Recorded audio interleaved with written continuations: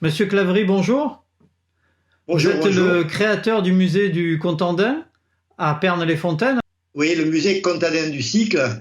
Je suis un peu l'initiateur de ce musée, mais je ne l'ai pas fait tout seul. Nous étions trois amis qui faisions du cyclotourisme, bien sûr, et qui, de temps en temps, on se rencontrait à des rallyes, à des brevets, et on échangeait nos goûts et nos trouvailles, surtout, on en parlait.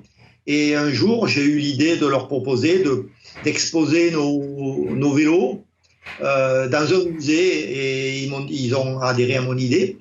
Et donc, je suis allé voir le maire de Pernes-les-Fontaines qui m'a très bien reçu et qui m'a proposé un local pour justement exposer nos vélos.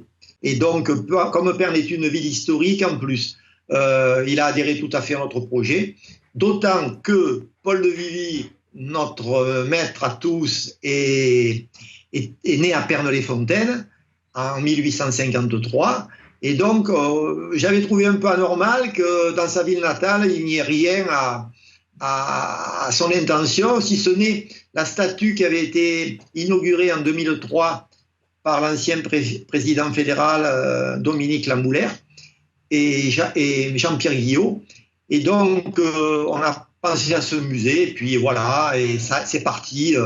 Parce qu'on collectionnait tous des vélos, enfin, j'entassais de vieux vélos sans réellement penser à les présenter, mais finalement, on s'est dit pourquoi pas. Et donc, on a commencé notre collection comme ça.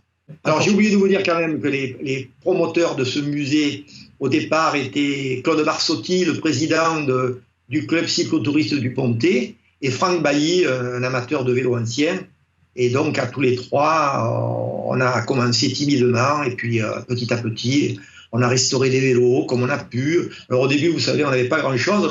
Notre plus belle pièce, c'était un vélo Fagot de 1895, un vélo de course Fagot de 1895, qui est très joli. Mais on avait surtout des vélos, je ne sais pas si vous vous souvenez, à col de cygne, là, de dames, qui présentent des années 30, oui, 20, 30, 40, qui présentaient assez peu d'intérêt, mais enfin, on était content de les avoir au départ. Hein. Alors ce musée a une particularité aussi, c'est qu'il est gratuit, et je crois que c'était une volonté municipale. Tout à fait, le musée est entièrement gratuit, comme les autres musées de Perne. Et le maire nous a donné donc ce bâtiment. Il l'entretient à la condition que l'accès du public soit entièrement gratuit. C'est ce qu'on fait. Donc les entrées sont libres et gratuites. Ben, merci beaucoup. Merci à vous surtout. Bonne soirée. Merci.